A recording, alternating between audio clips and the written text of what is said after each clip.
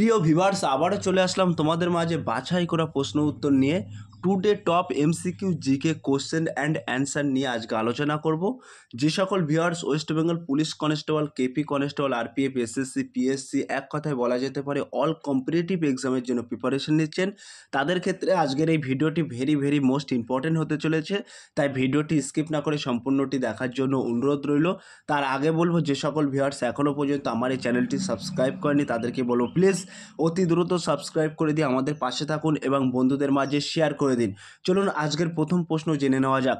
আজকের প্রথম প্রশ্ন হলো, ইউনেস্কোর সদর দপ্তর কোথায় অবস্থিত? ভেরি মোস্ট ইম্পর্টেন্ট প্রশ্ন। Washington DC, London, Paris, Hague. এক নম্বর প্রশ্নের ক্ষেত্রে কিন্তু একেবারে সঠিক উত্তর হয়ে যাবে option C is the right answer, Paris. তাহলে ইউনেস্কোর সদর দপ্তর কোথায় অবস্থিত মনে রাখবেন, প্যারিসে অবস্থিত। 2 নম্বর প্রশ্ন, বিশ্বব্যাপী প্রাকৃতিক তহবিল এর প্রতীক হিসেবে কোন জন্তুর ছবি ব্যবহার করা হয়েছে? ভেরি মোস্ট ইম্পর্টেন্ট প্রশ্ন। সিংহ, হরিণ, পান্ডা, জিরাফ। 2 নম্বর প্রশ্নের ক্ষেত্রে কিন্তু একেবারে সঠিক উত্তর হয়ে যাবে option B is the right answer, হরিণ। তাহলে বিশ্বব্যাপী প্রাকৃতিক তহবিলের প্রতীক হিসেবে কোন জন্তুর ছবি ব্যবহার করা হয়েছে? মনে রাখবেন হরিণের ছবি ব্যবহার করা হয়েছে। 3 নম্বর প্রশ্ন, ইরানি ট্রফি কোন খেলার সাথে যুক্ত? ভেরি মোস্ট ইম্পর্টেন্ট প্রশ্ন। Hockey, cricket, basketball, football.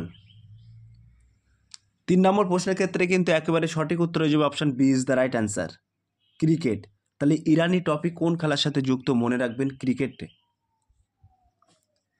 4 নম্বর প্রশ্ন, বঙ্কিমচন্দ্র চট্টোপাধ্যায় কত সালে আনন্দ মঠ রচনা করেন? ভেরি মোস্ট ইম্পর্টেন্ট প্রশ্ন। 1858, 1892, 1882, 1234।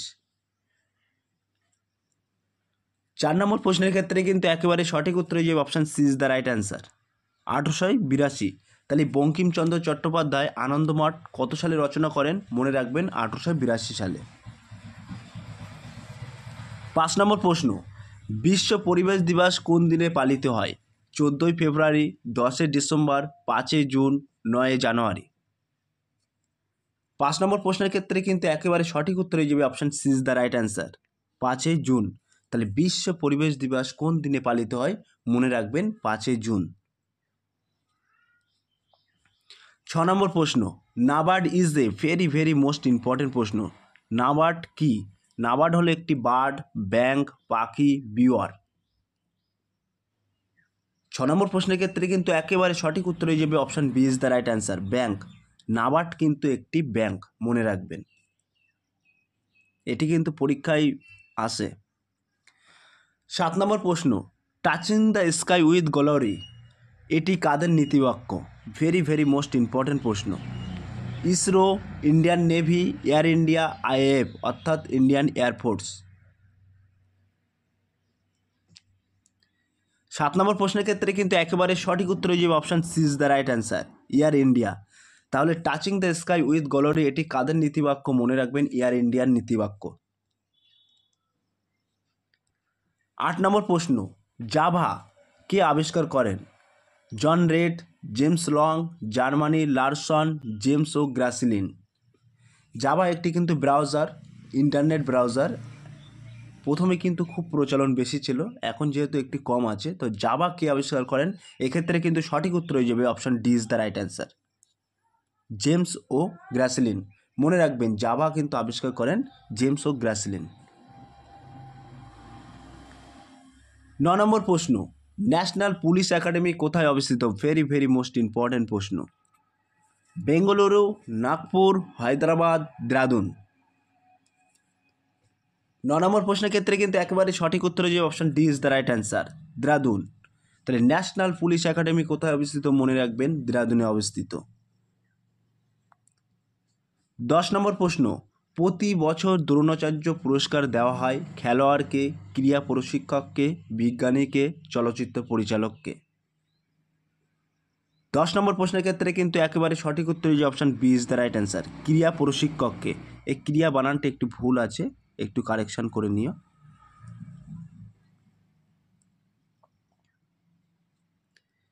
11 নম্বর প্রশ্ন, গঙ্গা নদীর উৎপত্তি স্থল ভারতের কোন রাজ্যে অবস্থিত? ভেরি ভেরি মোস্ট ইম্পর্টেন্ট প্রশ্ন।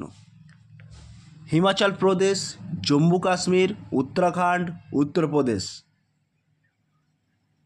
11 নম্বর প্রশ্নের ক্ষেত্রে কিন্তু একেবারে সঠিক উত্তর হয়ে যাবে option C is the right answer, Uttarakhand.